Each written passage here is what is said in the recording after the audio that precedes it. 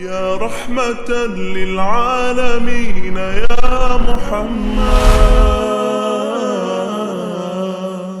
ناظرین السلام علیکم ورحمۃ اللہ وبرکاتہ۔ سیرت پروجیکٹ سیزن 3 ایپیسوڈ 7 معجزات کا ظہور اور شق قمر کا واقعہ۔ جب مشرکین مکہ نے آپ علیہ الصلاۃ والسلام کی مسلسل دعوت کے نتیجے میں کفر، ضد اور اناد کا رویہ اختیار کیے رکھا تو رسول اللہ صلی اللہ علیہ وسلم کی دلجوئی اور تسلی کے لیے معجزات کا ظہور ہونا شروع ہوا۔ حضرت انس رضی اللہ عنہ بیان فرماتے ہیں کہ ایک دن حضرت جبریل علیہ الصلاۃ والسلام آپ کے پاس تشریف لائے جب کہ آپ غمگین حالت میں بیٹھے تھے۔ آپ کا جسم خون سے رنگین تھا کہ اہل مکہ نے آپ کو زد و کوب کیا تھا۔ حضرت جبریل علیہ الصلاۃ والسلام نے پوچھا کہ کیا ہوا؟ آپ علیہ الصلاۃ والسلام نے فرمایا کہ اہل مکہ نے میرے ساتھ یہ سب کیا۔ حضرت جبریل علیہ السلام نے کہا کہ کیا آپ کو پسند ہے کہ میں آپ کو کوئی نشانی دکھاؤں؟ آپ نے فرمایا ضرور۔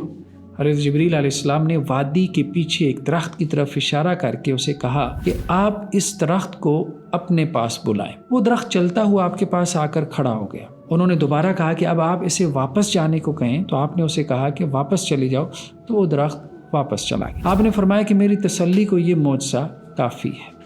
یعنی شجر و حجر بھی میری بات مان رہے ہیں، لیکن انسان اپنی بدبختی کے سبب سے اس اطاعت سے محروم ہے۔ حضرت ابو ہریرہ رضی اللہ عنہ سے روایت ہے کہ ابو جہل نے اہل مکہ سے کہا کہ اگر محمد صلی اللہ علیہ وسلم نے میرے سامنے سجدہ کیا تو میں ان کا چہرہ مٹی میں دبا دوں گا۔ اس کے بعد جب اس نے رسول اللہ صلی اللہ علیہ وسلم کو نماز پڑھتے دیکھا تو آپ کو نقصان پہنچانے کی غرض سے آگے بڑھا، لیکن جلدی اپنے قدموں واپس لوٹنے لگا۔ اس سے پوچھا گیا کہ کیا ہوا تو وہ گھبرا کر کہنے لگا کہ میرے اور محمد صلی اللہ علیہ وسلم کے مابین آگ کی ایک خندق تھی، پر تھے اور ہولناک وادیاں تھیں۔ آپ علیہ الصلوۃ والسلام نے فرمایا کہ اگر وہ میرے قریب آتا تو فرشتے اس کا ایک ایک اس ٹکڑے ٹکڑے کرتے تھے۔ یہ صحیح مسلم کی روایت ہے۔ سیرت ابن اسحاق میں ہے کہ عمالقہ کے عراش قبیلے کا ایک شخص شام سے مکہ میں تجارت کی غرض سے آیا اور ابو جہل کو اونٹ بیچے۔ ابو جہل نے خرید کر قیمت دینے میں ٹال مٹول کی۔ اس نے قریش کی مجلس میں جا کے شکایت کی کہ کون ہے جو میری مدد کرے گا؟ قریش نے ازرائے مذاق یہ کہا کہ محمد صلی اللہ علیہ وسلم ہی تمہیں تمہارا حق دلوا سکتے ہیں۔ وہ شخص آپ کے پاس آیا اور آپ اسے لے کے ابو جہل کے گھر چلے گئے۔ قریش نے بھی ایک شخص تماشا دیکھنے کے لیے ساتھ کر دیا۔ ابو جہل آپ علیہ الصلوۃ والسلام کو اپنے دروازے پر دیکھ کر رعب میں آ گیا اور فوراً اس شخص کو اس کی رقم ادا کر دی۔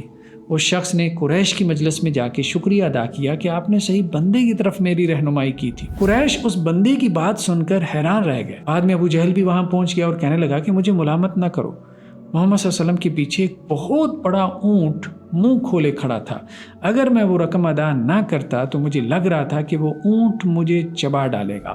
اس پر قریش نے کہا کہ یہ تو محمد کا جادو ہے صلی اللہ علیہ وسلم۔ واقعی کی روایت میں ہے کہ زبیدی قبیلے کا ایک شخص مکہ آیا اور اس نے حرم میں آ کے قریش سے شکایت کی کہ ابو جہل نے مجھ سے میرے 3 اونٹ 1/3 قیمت پر خریدنا چاہے، میں نے نہیں دیے، اب کوئی انہیں خرید نہیں رہا کہ اس نے دوسرے لوگوں کو بھی میرے اونٹ خریدنے سے منع کر دیا۔ وہ قریش کے بعد آپ کے حلقے میں بھی آیا، آپ نے جا کر اس سے 3 اونٹ ان کی مارکیٹ ویلیو پہ خرید لیے، پھر ان میں سے 2 کو 3 کی قیمت میں بیچ دیا کہ جس سے ان تینوں کی قیمت پوری ہو گئی، اور بقیہ 1 کو بیچ کر بنو عبد المطلب کی بیواؤں میں رقم تقسیم کر دی۔ اس کے بعد آپ بازار میں ہی ابو جہل کے پاس گئے اور اسے کہا کہ آئندہ ایسا مت کرنا ورنہ وہ چیز دیکھو گے جو تمہیں پسند نہیں ہے۔ اس نے کہا کہ آئندہ ایسا نہیں ہوگا۔ امیہ بن خلف بھی پاس ہی بیٹھا تھا، اس نے ابو جہل کو آر دلائی۔ اس پر ابو جہل نے کہا کہ میں نے محمد صلی اللہ علیہ وسلم کے دائیں بائیں کچھ لوگ دیکھے کہ جنہوں نے نیزے اٹھا رکھے تھے، اگر میں ان کی مخالفت کرتا تو مجھے لگا کہ وہ نیزے میرے بدن میں گھسیڑ دیں گے۔ سیرت ابن اسحاق کی روایت میں ہے کہ رکانہ بن عبد یزید بن ہاشم بن مطلب بن عبد مناف قریش کے پہلوانوں میں سے تھے۔ یہ وہی ہیں کہ جنہوں نے اپنی بیوی کو طلاق کے بتہ دی تھی، اور حدیثوں میں اس طلاق کا بھی تذکرہ ملتا ہے۔ آپ علیہ الصلوۃ والسلام نے اسلام کی دعوت دی تو انہوں نے انکار کر دیا۔ آپ نے کہا کہ اگر میں تمہیں نیچے پچھاڑ دوں تو کیا اسلام قبول کر لو گے؟ تو رکانہ نے کہا ٹھیک ہے میں کر لوں گا۔ آپ نے اسے نیچے پچھاڑ دیا۔ رکانہ کو یقین نہ آیا، اس نے کہا کہ شاید کوئی غلط فہمی ہے، دوبارہ کشتی ہو جائے۔ آپ نے دوبارہ اس کو نیچے پچھاڑ دیا۔ بعض روایاتوں میں 3 دفعہ کا بھی ذکر ہے، اسے یقین نہیں آ رہا تھا۔ آپ نے کہا کہ سامنے درخت اگر چل کر ہمارے پاس آ جائے تو کیا ایمان قبول کر لو گے؟ وہ ابھی پچھلی حیرت سے ہی نہیں نکلا تھا کہ درخت چل کر اس کے پاس آ گیا اور پھر آپ کے اشارہ کرنے پہ واپس اپنی جگہ چلا گیا۔ رکانہ دوڑے دوڑے حرم میں عبد مناف کی مجلس میں گئے اور سارا قصہ سنایا اور کہا کہ میں نے محمد سے بڑا جادوگر نہیں دیکھا۔ بعض روایتوں میں یہ بھی ہے کہ آپ علیہ السلام کی طرف جادو کی نسبت قریش نے کی تھی، نہ کہ رکانہ نے۔ بعض نے کہا کہ رکانہ نے اسی وقت اسلام قبول کر لیا تھا، جبکہ بعض سیرت نگاروں کا کہنا یہ ہے کہ رکانہ نے فتح مکہ کے موقع پہ اسلام قبول کیا تھا۔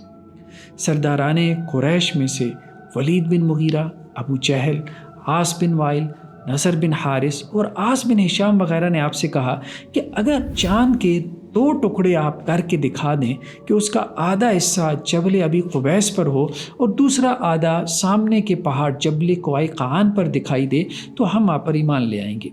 آپ نے یہ معجزہ بھی دکھا دیا، لیکن معجزہ دیکھنے کے بعد وہ یہ کہنے لگے یہ تو ابن ابی قبشہ کا جادو ہے۔ اللہ، ہم مکہ آنے والے قافلوں اور مسافروں سے پوچھیں گے، اگر انہوں نے واقعی کی تصدیق کی تو ہم کریں گے۔ اب جو بھی قافلہ مکہ میں آیا تو قریش نے اس سے پوچھا تو اہل قافلہ نے اس کی تصدیق کی۔ اسی پر قرآن مجید کی آیات نازل ہوئیں کہ قیامت قریب آ گئی اور چاند پھٹ گیا۔ صحیح بخاری اور صحیح مسلم میں بھی اس واقعے کا اجمالاً تذکرہ ملتا ہے۔ صحیح بخاری میں حضرت عبداللہ بن مسعود رضی اللہ عنہ سے روایت ہے کہ آپ علیہ السلام کے زمانے میں چاند 2 ٹکڑے ہو گیا تھا، ایک ٹکڑا پہاڑ کے اوپر تھا اور دوسرا اس سے پرے تھا۔ آپ علیہ السلام نے اس پر حاضرین مجلس سے کہا تھا کہ اس پر گواہ بن جاؤ۔ یہ واقعہ بھی نبوت کے 8ویں برس میں ہوا۔ بعض مستشرقین اورینٹلسٹ کو اس پر یہ اعتراض ہے کہ دنیا نے اس واقعے کی تصدیق نہیں کی۔ پہلی بات تو یہ کہ یہ واقعہ دن کا نہیں بلکہ رات کا ہے، جبکہ اکثر لوگ سوئے ہوتے ہیں، اور یہ کہنا کہ تاریخ میں اس واقعے کا ذکر نہیں ہے تو یہ دعویٰ بالکل غلط ہے، کیونکہ تاریخ میں تو یہ واقعہ منقول ہے۔ سوال یہ ہے کہ آپ تاریخ کس کو کہتے ہیں؟ عربوں کی مستند ترین تاریخ یہی کتب احادیث اور کتب سیرت ہی تو ہیں، اور مسلمانوں کی تقریباً تمام تاریخی بنیادی مصادر بیسک سورسز میں اس واقعے کا ذکر مل جاتا ہے۔ اسی طرح کہا جاتا ہے کہ مالابار کے مہاراجے نے بھی اس معجزے کو دیکھا تھا، جیسا کہ برصغیر پاک و ہند کی بعض تاریخی کتابوں میں منقول ہے۔ ابی بن خلف امیہ بن خلف کا بھائی تھا، یہ جنگ احد میں مارا گیا تھا۔ یہ وہ واحد شخص ہے جو آپ علیہ السلام کے ہاتھوں مارا گیا۔ یہ جنگ بدر میں قید ہوا اور فدیہ دے کر رہا ہو گیا۔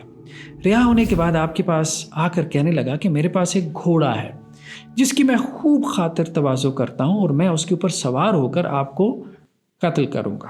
ماشاءاللہ، آپ نے اسے جواب میں کہا کہ تجھے تو اب میں ہی قتل کروں گا۔ احد میں یہ شخص آپ کی طرف برے ارادے سے بڑھا تو آپ نے اس کی طرف ایک نیزہ پھینکا جو اس کی پسلیوں میں لگا اور اسے زخم آیا۔ زخم زیادہ بڑا نہیں تھا، لہذا ساتھیوں نے تسلی دی، لیکن یہ گھبرا گیا کہ محمد صلی اللہ علیہ وسلم نے میرے بارے کہا تھا کہ میں تمہیں قتل کروں گا۔ اسی زخم سے بعد ازاں اس کی وفات ہوئی۔ اس ابی بن خلف کی حضرت ابو بکر رضی اللہ عنہ سے شرط لگی تھی۔ اس وقت 2 عالمی طاقتیں موجود تھیں، یعنی سپر پاورز، ایک ایران پرشین امپائر اور دوسرے روم یعنی رومن امپائر۔ ایرانی آتش پرست تھے، آگ کی پوجا کرتے تھے اور مشرکین مکہ ان کو اپنے مذہب کے قریب سمجھتے تھے، جبکہ رومنز کرسچنز تھے، عیسائی تھے، اور مسلمان اہل کتاب ہونے کی وجہ سے ان کو اپنے سے قریب سمجھتے تھے۔ دونوں سلطنتوں میں لڑائی برابر جاری رہتی تھی، کبھی کوئی غالب آ جاتا تو کبھی کوئی۔ ایرانی فوجیوں نے 613 میں دمشق فتح کیا اور 614 میں بیت المقدس پہ بھی قبضہ کر لیا اور رومیوں کو پیچھے دھکیل دیا۔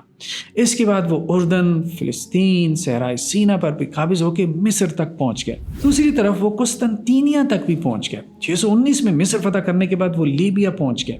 اس پر قرآن مجید کی آیات نازل ہوئی کہ ابھی تو رومنز یعنی رومی مغلوب ہیں، لیکن ان قریب چند سالوں میں وہ غالب آ جائیں گے، جبکہ اس وقت رومیوں کے غالب آنے کے امکانات نہ ہونے کے برابر تھے۔ قرآن مجید نے اس کے لیے جو لفظ استعمال کیا وہ بیس کا لفظ تھا۔ یہ 3 سے 9 سال کے لیے بولا جاتا ہے، یعنی اگلے 3 سے 9 سالوں کے مابین رومنز پرشینز کے اوپر غالب آ جائیں گے۔ آیت کا معنی اور مفہوم یہ تھا۔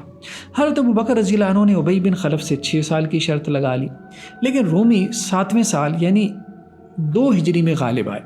غالباً یہ شرط نبوت کے 8ویں سال لگائی گئی تھی۔ رومیوں کے ایرانیوں پر غالب آنے کے ساتھ مسلمانوں کو بھی بدر میں فتح نصیب ہوئی، جس کا تذکرہ قرآن مجید کی آیات میں پہلے سے موجود تھا، اور اس طرح قرآن مجید کی ایک اور پیشین گوئی پوری ہوئی اور قرآن کی اور نبی کریم صلی اللہ علیہ وسلم کی صداقت کھل کر ہمارے سامنے آ گئی۔